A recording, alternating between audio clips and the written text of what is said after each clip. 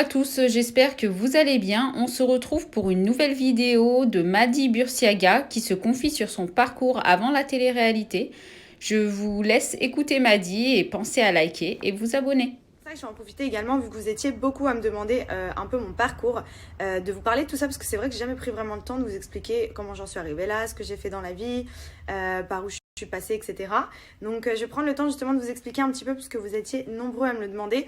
Donc déjà, pour commencer, j'ai commencé à travailler à partir de 16 ans, donc pendant cette année-là.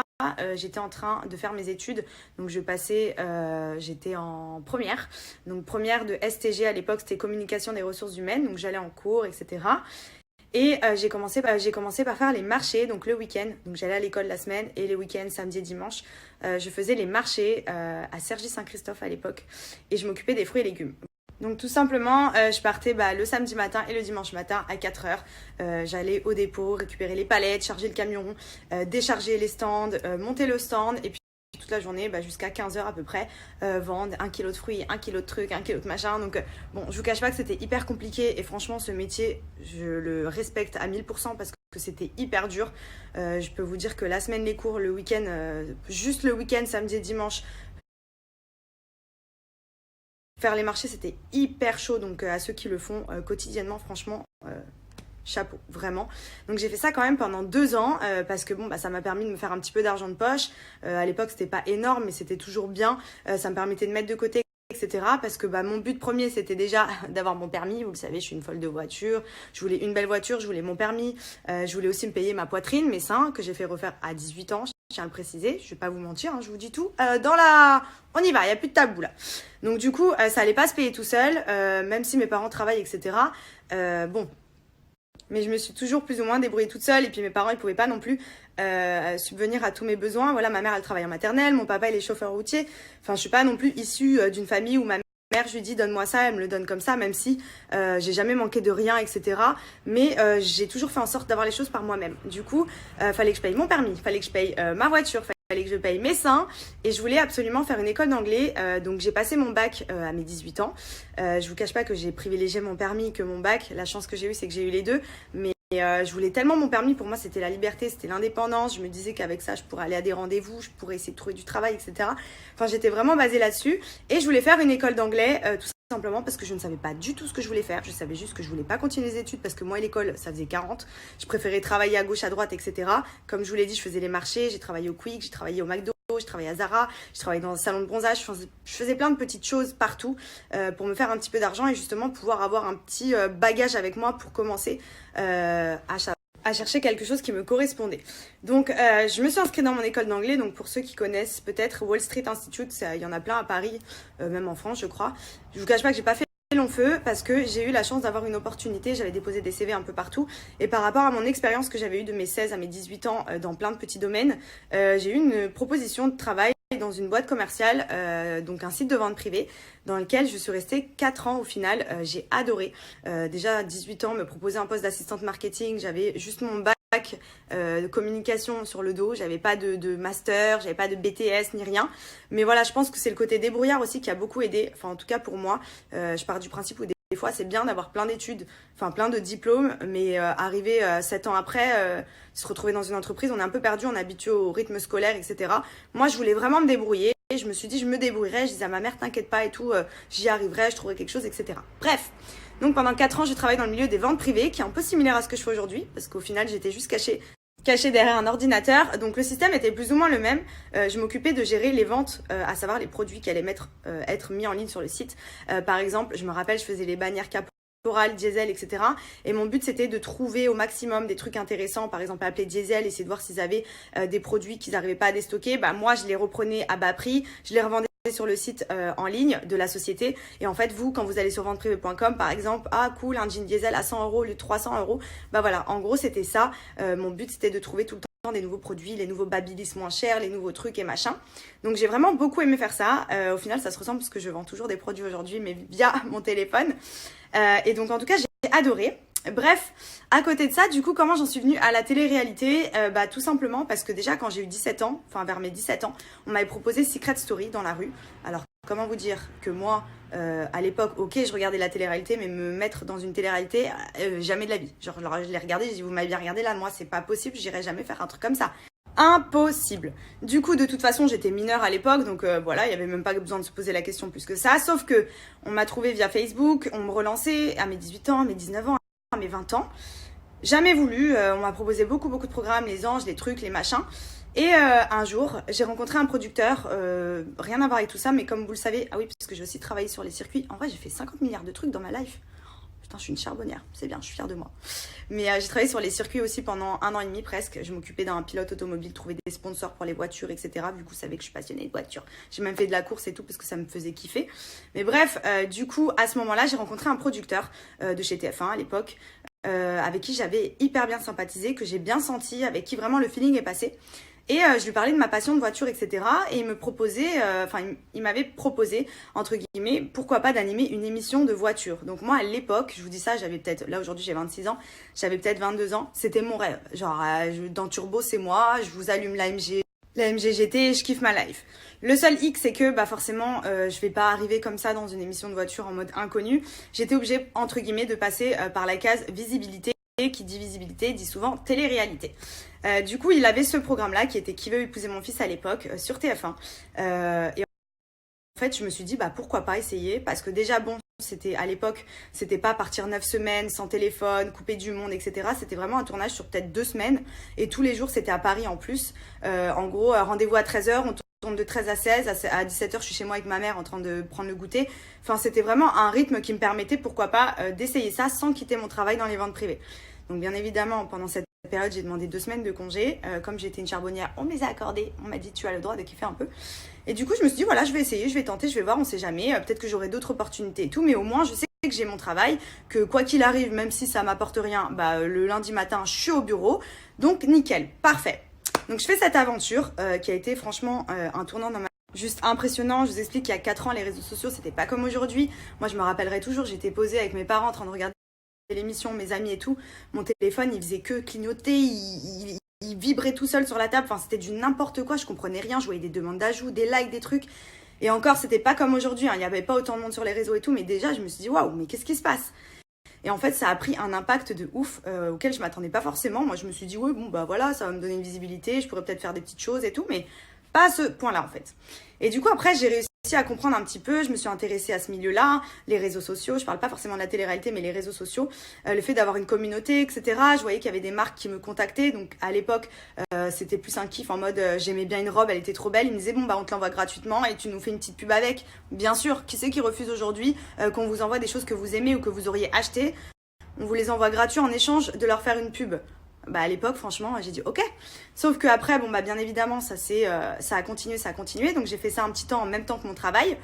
Donc moi, plus il y en a, mieux c'est. Donc je continuais mon travail d'assistante marketing pour le site de vente privée. Je faisais à peu près 9h, 18h. Et dès que je sortais du taf, je rentrais chez moi, je faisais mes petits posts, etc. Donc j'aimais bien ce petit rythme. Sauf qu'après, forcément, j'ai refait des programmes, j'ai refait des choses, on m'a vu ailleurs, etc. Ça a pris encore plus d'ampleur. Et là, je me suis dit, mais en fait, j'aime trop ça. J'aime trop ça, même si j'adorais ce que je faisais dans les ventes privées. J'aime trop ce que je fais aujourd'hui. C'est trop moi, en fait, de montrer un petit peu, donner des bons plans, etc. Je voyais les retours des gens à l'époque. Tout le monde était grave content d'avoir des codes promo. Tout le monde était... Voilà. Et puis, j'ai compris aussi ce que je valais. J'ai vu que je pouvais monétiser tout ça et que forcément, ça pouvait devenir un vrai travail et pas juste une passion. Et je me suis dit, mais quoi de mieux que de faire de sa passion son travail, en fait. Et j'ai compris la valeur que j'avais, j'ai compris qu'on pouvait commencer à demander d'autres choses, au-delà de recevoir juste des choses gratuites, etc.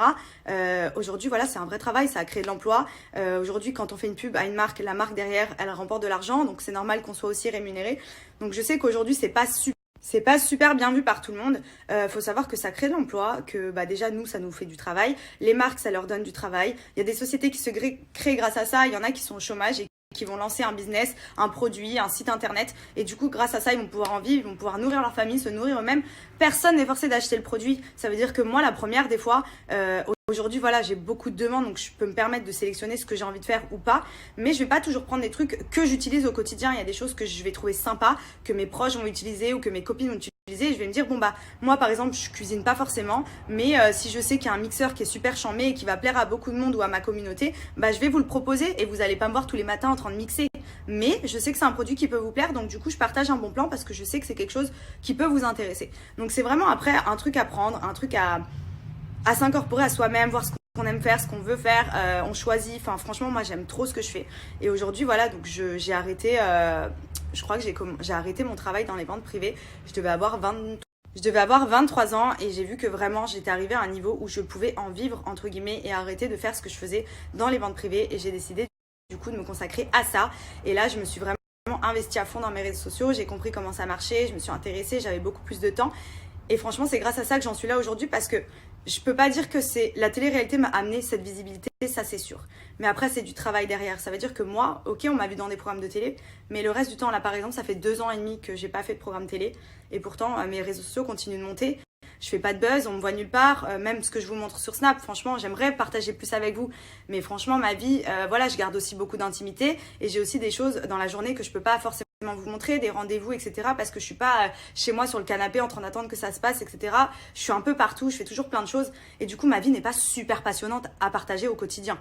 Donc des fois je me dis, voilà, c'est un métier risqué, la plupart des gens aujourd'hui sont en CDI, ils ont cette sécurité, nous on l'est pas, donc oui, on va quand même assez bien gagner notre vie, ça c'est sûr, mais sur quelle période? On n'en sait rien, on ne sait pas combien de temps ça va durer, on ne sait pas si dès demain, il y aura plus de propositions, il n'y aura plus rien, on retombe à zéro. Il faut savoir qu'aujourd'hui, quand on fait ce métier-là, enfin en tout cas ce qui concerne les placements de produits, on a une société en France, on paye 60% d'impôts, on paye notre TVA tous les mois, on veut se verser un salaire, ça coûte le double, enfin franchement, on se fait clairement quenelle. Voilà, donc bien, on gagne bien notre vie, certes, mais on a tellement de choses à payer à côté que en fait, des fois, ça peut paraître astronomique ce qu'on gagne, alors qu'au final, quand on arrive à payer tout ce qu'il y a à payer en France, il reste pas tant que ça par rapport à ce qu'on avait gagné de base. Bref, vive la France. Et sinon, du coup, voilà, donc moi, c'est quelque chose que je fais maintenant et que je vais continuer à développer au maximum. Je compte pas rester que là-dessus, c'est pour ça que je me suis diversifiée dans plein d'autres choses, parce que je sais pas combien de temps ça va tenir. Ça fait 2 ans et demi que j'ai pas fait télé, je n'ai pas de buzz, je n'ai pas d'actu, moi je joue pas le jeu de faire des faux couples, de faire des ruptures, enfin qui soient fausses bien sûr, ou alors je n'ai pas d'enfants, j'affiche pas mon couple au quotidien, enfin je suis vraiment hyper discrète, et je sais que ce qui marche dans ce milieu, c'est de se montrer au maximum, partager vraiment toute sa vie. Et c'est vrai que moi j'arrive pas encore à faire ça, parce que déjà je me protège, je protège ma famille, je protège mes amis, enfin me surexposer comme ça, j'ai un petit peu de mal, donc j'essaie de partager un maximum avec vous. Mais c'est vrai que voilà, aujourd'hui je joue pas le jeu à 1000%, donc autant vous allez pas me voir tous les du lundi au vendredi à la télé, vous allez pas me voir sur les réseaux sociaux toujours qu'il m'arrive un truc comme ci, comme ça, machin. Même quand il m'arrive des choses personnelles, etc., j'en parle pas forcément sur mes réseaux parce que ça reste pour moi personnel. Mais c'est vrai que voilà, c'est un métier éphémère, et en tout cas ça me plaît. Aujourd'hui j'aime ce que je fais, je surfe sur la vague, je kiffe ce que je fais, je profite des opportunités que j'ai, même si je sais que ce sera pas, enfin peut-être que dans 10 ans je serai toujours là, hein, j'espère, vous me verrez toujours, je serai juste comme ça, mais en tout cas, voilà, j'aime ce que je fais, et voilà comment j'en suis arrivée là, tout simplement, avec du travail. On va pas se mentir, hein. C'est pas si simple de se dire je vais faire une télé, pour ceux qui veulent faire de la télé. Je vais faire une télé et après je vais devenir influenceuse. Non, ça se travaille, c'est du travail, faut alimenter au quotidien, c'est du 7 jours sur 7. Moi, ça fait 4 ans maintenant que je fais ça, et il n'y a pas un jour, que ceux qui me suivent tous les jours vous en témoignent. Et Dieu, je n'ai pas lâché une journée. Ça veut dire qu'il n'y a pas une journée où je n'ai pas allumé mon téléphone en mode je suis là, je partage avec vous. C'est-à-dire que même si des fois je vous raconte des trucs qui sont super pas intéressants, je prends toujours mon réflexe, tous les jours je n'abandonne pas, j'allume mon téléphone. Que j'ai une rupture, que j'ai un problème personnel, que je sois malade, que je me sois cassé le pied, je suis toujours là parce que c'est quelque chose qu'il faut alimenter quotidiennement. Et ça déjà, franchement, psychologiquement, c'est fatigant vraiment, parce qu'en fait on n'a aucun moment où on se déconnecte. Des fois quand je snappe pas pendant 4 heures, je me dis putain merde, j'ai rien mis pendant 4 heures, faut que je mette un truc et tout, sinon on va croire que je suis partie, que j'ai arrêté. Enfin c'est vraiment quelque chose à alimenter quotidiennement, et ça faut s'y tenir, parce que moi ça fait 4 ans que je lâche rien, et c'est grâce à ça je pense que j'en suis là aujourd'hui, sans avoir fait 50 milliards de télé, ou depuis 2 ans et demi que j'ai rien fait. Donc voilà, si j'ai un conseil à vous donner pour celles qui veulent être dans l'influence, ou ceux, c'est de cibler sa communauté, de rester vraiment soudé, fidèle, proposer des choses qu'ils aiment, être là aussi. Donc moi je sais que j'essaye d'être un maximum présente. En tout cas, tous les commentaires sous mes photos Instagram, je les regarde, je les like. C'est pas juste automatique, hein, quand il y a écrit pute, je vais pas faire un like. Donc je les lis réellement, et j'ai beaucoup de positifs. Donc je suis vraiment hyper contente, parce que que c'est vrai que vous êtes vraiment une communauté de ouf. Je l'ai ressenti en 2019 parce que j'ai eu pas mal de comme ça. Et quand j'étais comme ça, vous étiez vraiment derrière moi et ça m'a fait beaucoup de bien. Ça m'a permis de passer vite à autre chose, d'être beaucoup mieux plus vite, d'avancer plus vite. Enfin, franchement, c'est juste un truc de ouf. Donc, en tout cas, voilà un petit peu pour mon parcours. J'ai oublié pas mal de petites choses, mais j'ai fait l'essentiel, je pense. Si jamais vous voulez savoir d'autres choses, n'hésitez pas. C'est rare que je fasse des débats comme ça sur Insta, enfin sur Snap. Mais voilà, ça m'a fait plaisir ce soir de faire ça avec vous et vous, que j'avais beaucoup de demandes concernant tout ça. J'espère que ça a pu vous aider un petit peu.